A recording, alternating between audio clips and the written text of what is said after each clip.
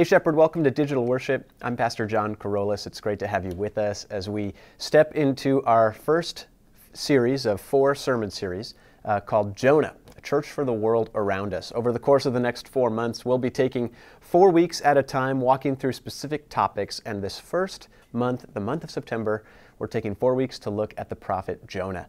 Jonah's a pretty short book. It's 4 chapters. It's a familiar story. And yet, as we turn these pages together, we'll take it about 1 chapter at a time, and we will discover that there are some challenging and thought-provoking truths in here that should really cause us not only to examine ourselves all the way to the core, but also to be a little more open to God's prompting and prodding in our lives as well.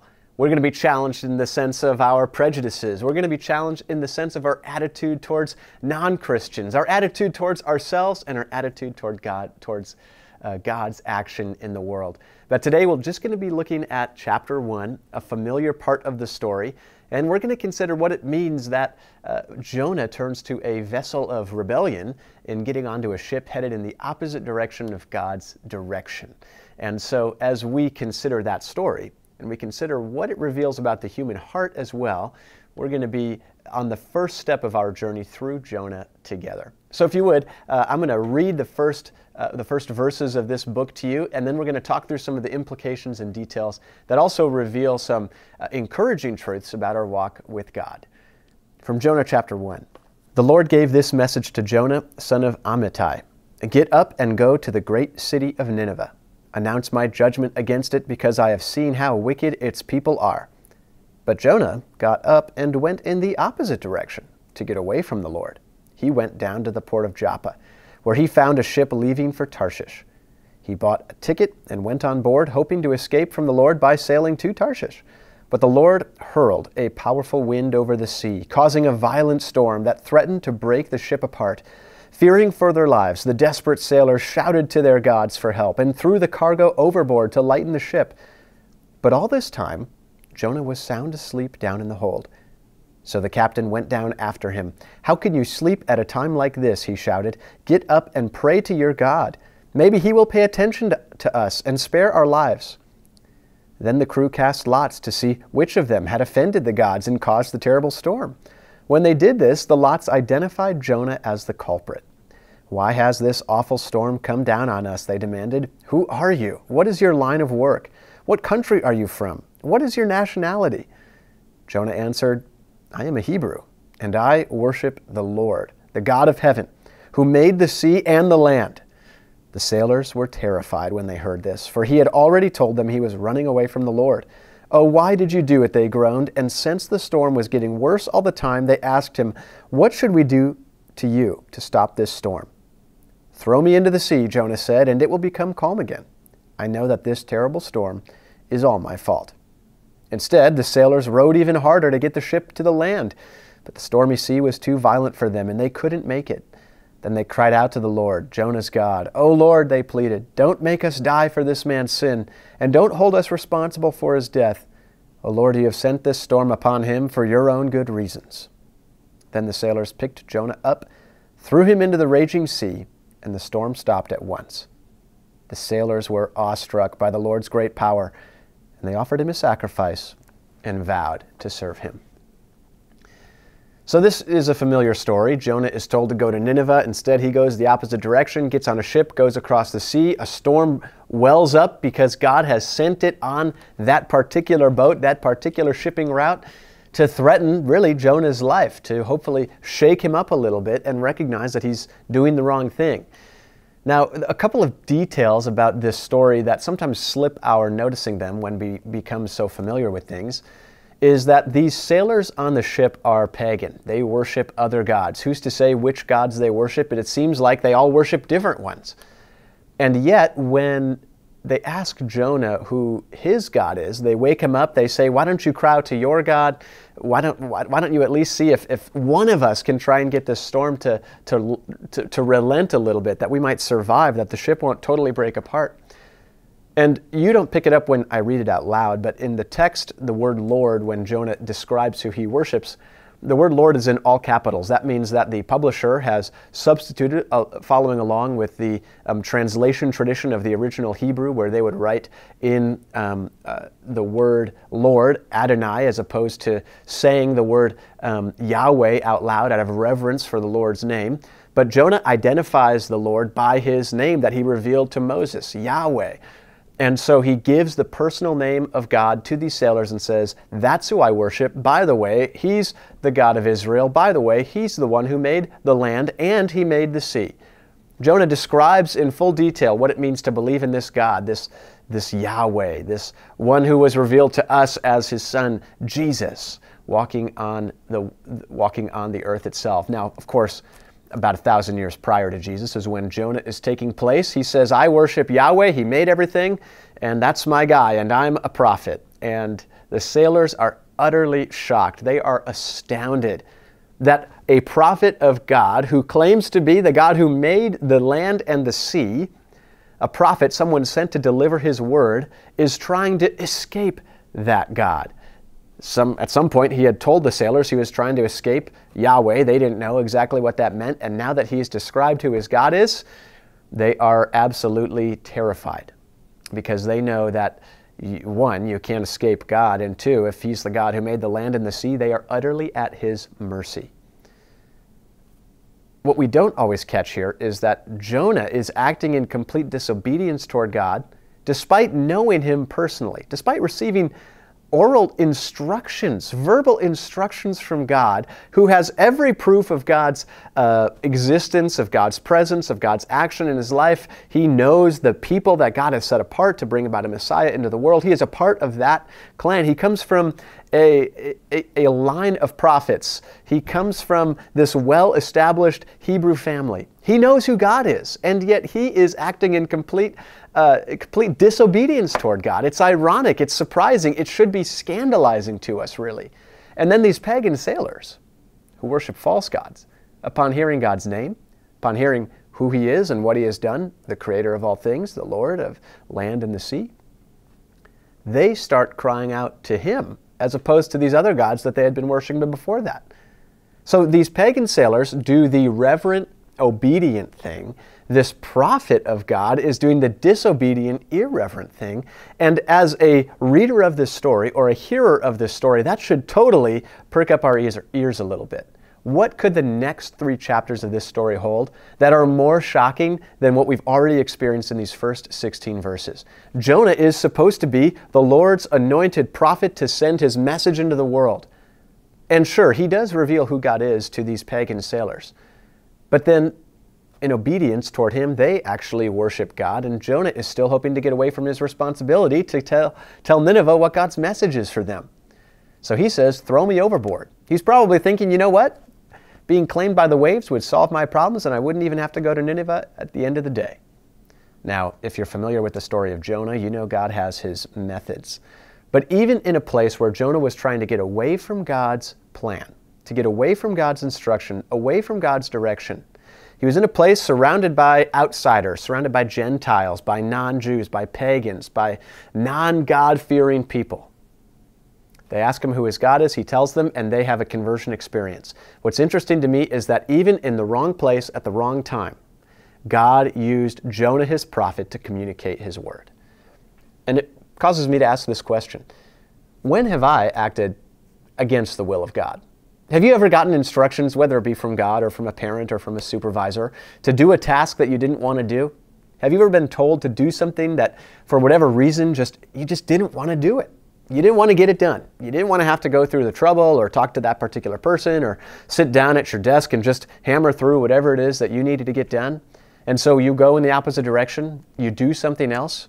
Very rarely, if you shirk your work responsibilities, do they miraculously get done while you're out there doing whatever it is you're doing to distract yourself from the task at hand. Yet God miraculously, in this upside-down reality that we find in the book of Jonah, finds a way to do his work of preaching the word even to pagan sailors that weren't part of the original instructions. God is still using Jonah even in the midst of his disobedience. The fact of the matter is, that same principle applies to you and me. We live in disobedience and rebellion against God all the time. whether it be from not wanting to treat people how he sees them, not wanting to speak his truth into a world that's full of all kinds of lies. We struggle to do God's word, to do God's work. We struggle to speak God's word. We struggle to see the world as he does. And yet, because he's God, because he's got this miraculously merciful, grace-filled heart, he finds a way to complete his work even through us in the midst of our rebellion, in the midst of our resistance against him. That's the truth that we find. That's sort of the gospel truth we find in this text itself. And when Jonah cried out to God, when the sailors cried out to God and threw Jonah overboard, knowing that that was what the prophet said they needed to do to get the storm to relent, God had mercy. The storm totally cleared. And what did those sailors do? They worshiped God. They gave thanks to God, and they vowed to serve him. They changed their ways in response to what God revealed. What this should begin to open our eyes up to, and what this series really is all about, is that the life of the God-fearing person, the Christian, the person who has a relationship with the Creator of all things, is that it should orient us charitably toward the people outside of our understanding of the world, outside of our faith, outside of our tradition of what it means to follow God.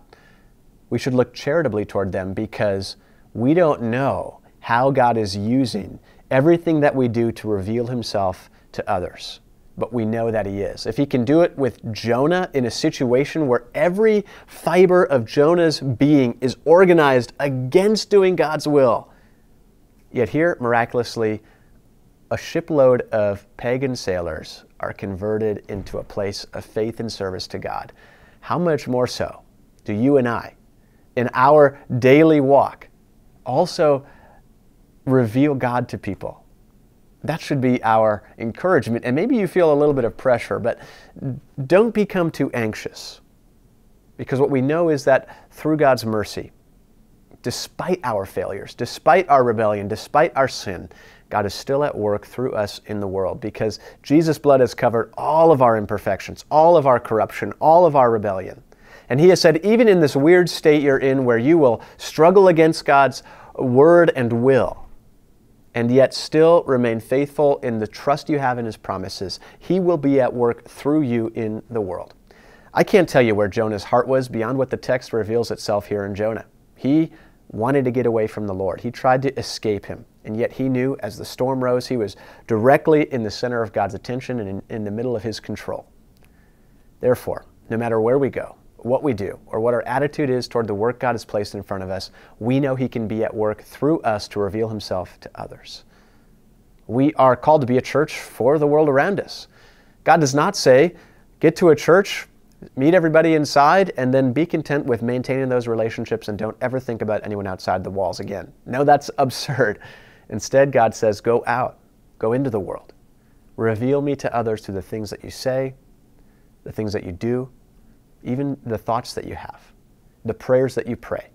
How can we be attentive to God's work in the world through our lives, in prayerful openness to the fact that no matter what we're doing, he may be at work to reveal himself to others? We've got a whole lot more to discover in the book of Jonah. I'm excited to walk through this with you. Next week we'll be talking about the whale, the elephant in the room, the whale in the room. And we'll be discovering what it means that even in the midst of Jonah's rebellion, God had a vessel of redemption in mind for him there. So stay tuned, stay with us, walk with us these 4 weeks, and we'll be excited to discover what God has to show us, not only about Jonah and the world at that time, but our hearts and the world around us. May God bless you and keep you this week. May you be strong in the faith, and may you begin to see where God is revealing himself through your life to the people around you. We'll see you next time. I searched the world, but it couldn't fill me. Man's empty praise and treasures the faith are never enough. Then you came along and put me back together. And every desire is now satisfied here in your love. So, oh, there's nothing